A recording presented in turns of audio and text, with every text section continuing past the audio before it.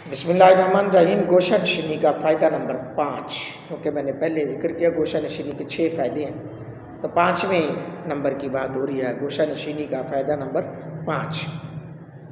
اللہ، 5واں فائدہ یہ ہے کہ لوگوں کی طمع اس سے اور اس کی طمع لوگوں سے کٹ جاتی ہے، اور ان دونوں طمعوں سے بہت سے گناہ اور رنج پیدا ہوتے ہیں، کیونکہ جب اہل دنیا اس کو دیکھتا ہے، دنیا والے دیکھتے ہیں، تو دنیا کی ہرس اس میں ظاہر ہوتی ہے، اور طمع ہرس کی تابع ہے اور خاری طمع کی تابع ہے۔ اس لیے اللہ تعالیٰ ارشاد فرماتا ہے، لا تمدن عینیک الا ما متعنا به ازواجا منهم، لا تمدن عینیک الا ما متعنا به ازواجا منهم، ان لوگوں کی آنکھیں آراستہ دنیا کی طرف ہیں کہ وہ ان کی آنکھ میں فتنہ ہے۔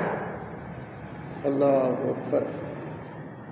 حدیث پاک میں ہے، حضور نبی کریم صلی اللہ علیہ وآلہ وسلم نے ارشاد فرمایا، جو شخص دنیا کے ساز و سامان میں تم سے بڑھ کر ہو اس کی طرف نہ دیکھو، کیونکہ اس طرح جو نعمتیں اللہ تعالیٰ نے تم کو دے رکھی ہیں تمہاری نگاہ میں حقیر ہو جائیں گی۔ یار میں نے تو کچھ ملے ہی نہیں، یعنی اپنے سے اوپر والے کی طرف نہ دیکھو۔ آپ کو کوئی ایسا ہوتا ہے نا تو مفلس لوگوں کو دیکھو، غریب لوگوں کو دیکھو۔ آپ کے پاس سب کچھ ہے تو چوراہے پہ راستے میں مانگنے والوں کو دیکھو، پھر تمہیں پتہ چلے گا۔ یا تمہارے اعضاء سلامت ہے تو جس کے عضو نہیں ہے اس کو دیکھو، پھر تمہیں کچھ سیکھنے کو ملے گا، احساس ہوگا۔ وگرنہ اگرچہ موٹر سائیکل والا کار والے کو دیکھے گا، کار والا بس والے کو یعنی بڑے کو دیکھتا رہے گا، تو وہ حوث، ہرس، طمع، لالچ بڑھتا جائے گا، اور وہ جو ہرس اور طمع اور لالچ ہے وہ رب سے دور کر دیتی ہے۔